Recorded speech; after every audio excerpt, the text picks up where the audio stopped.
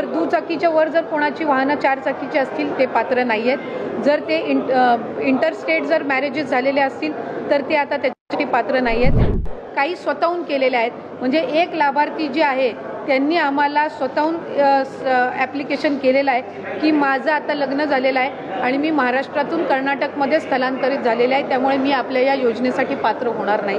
एक आम्हाला जी आलेली आहे त्यांनी स्वतः दिलेला आहे की आधार कार्ड हे करत असताना मी चुकीचा नंबर त्याच्यामध्ये टाकला. ही ऑक्टोबर महिन्यातली तक्रार आहे. 1-2 तक्रारी आमच्याकडे अशा आलेल्या आहेत की मला आता सरकारी नोकरी लागलेली आहे, त्याच्यामुळे मी या योजनेसाठी पात्र आता होत नाही. त्यामुळे आपण ज्या काही बाबी करत आहोत ह्या कंप्लेंट बेस्ड आहेत. कुठेही सरसकट स्क्रुटिनी ही आपण करणार नाही आहोत, हे मला आपल्या माध्यमातून सर्व माता भगिनींना निश्चितपणाने सांगायचं. नमस्कार. आत्ताच आपण महिला बाल विकास मंत्री आदित्यताई तटकरे मुख्यमंत्री माझी लाडकी बहीण योजनेच्या बद्दल काय बोलत होत्या आणि काय असणार आहे निकष, म्हणजे ज्याला आपण अटी असे म्हणतो. तर यामध्ये अटी म्हणजे यामध्ये आता कोण महिला पात्र असेल आणि कोण महिला अपात्र असेल, तर त्याच अटी म्हणजे निकष आपण या ठिकाणी आता पाहणार आहे. तर चला तर पाहूया. तर आता मुख्यमंत्री माझी लाडकी बहीण योजनेमध्ये सर्वात पहिला निकष म्हणजे अट या ठिकाणी तुम्हाला पाहायला मिळत आहे की जर तुमच्याकडे 4 चाकी वाहन घरात असेल तर आता ती महिला या ठिकाणी अपात्र राहणार आहे.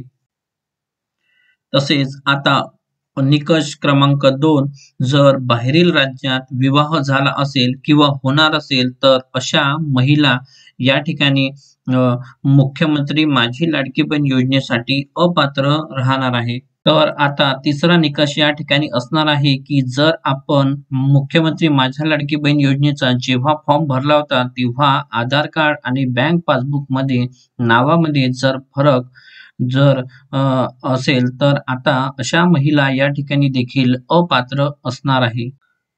तर आता ज्या महिला मुख्यमंत्री माझी लाडकी बहीण योजनेचा लाभ या ठिकाणी घेत होत्या पण आता त्या महिलांना सरकारी नोकरी लागली आहे, तर अशा महिला देखील या ठिकाणी अपात्र असणार आहे. जर आपण जेव्हा मुख्यमंत्री माझ्या लाडकी बहीण योजनेचा फॉर्म भरला होता आणि ज्याही महिलांनी फॉर्म भरताना फॉर्म एकापेक्षा जास्त भरले असेल आणि त्या सर्व फॉर्मचे त्यांना जर लाभ मिळत असेल तर अशा महिला या ठिकाणी अपात्र असणार आहे. तर निकष क्रमांक 6, जर आपण इतर योजनेचा लाभ घेत आहात आणि त्या योजनेची रक्कम ही 1500 एवढी आहे किंवा कमी जर असेल म्हणजेच 1000 रुपये जर असेल तर फरकाची रक्कम आपल्याला मिळणार आहे. तर अशा महिला या ठिकाणी अपात्र असणार आहे. ज्या महिला इतर योजनेचा लाभ घेत आहे आणि त्याची रक्कम ही 1500 जर असेल तर त्या महिला या ठिकाणी अपात्र असणार आहे आणि जर ती रक्कम 1000 रुपये किंवा त्याही पेक्षा कमी असेल तर फरकाची रक्कम आपल्याला या ठिकाणी मुख्यमंत्री माझ्या लाडकी बहिणी योजनेच्या स्वरूपात या ठिकाणी मिळणार आहे. तर निकष क्रमांक 7, जर आपल्या कुटुंबातील सर्व लोकांचे हे उत्पन्न जर 2,50,000 रुपयेच्या वर जर असेल तर अशा महिला या ठिकाणी अपात्र राहणार आहे. तर हा 7वा निकष आणि शेवटला निकष होता.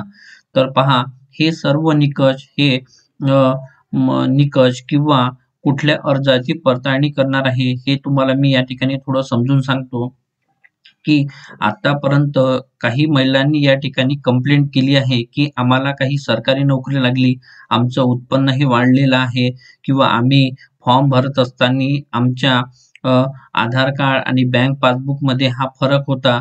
तर अशा सर्व अर्जाची पडताळणी या ठिकाणी केली जाणार आहे. तर त्यामुळे सर्व महिलांना किंवा सर्व अर्ज या ठिकाणी कुठेही पडताळणी केली जाणार नाही आहे हे महिला बाल विकास मंत्री आदित्यताई तटकरे यांनी आधीच स्पष्ट केलेले आहे. आणि ते व्हिडिओच्या सर्वात आधी तुम्हाला पाहायला मिळेल की त्यांनी स्पष्ट शब्दात सांगितलं आहे की आम्ही त्याच कंप्लेंट बेस अर्जाची या ठिकाणी पडताळणी होणार आहे की ज्या कंप्लेंट आम्हाला आलेल्या आहे. तर जर तुम्हाला माझा व्हिडिओ आवडला असेल तर चॅनलला सबस्क्राईब करा आणि व्हिडिओला लाईक करा. धन्यवाद.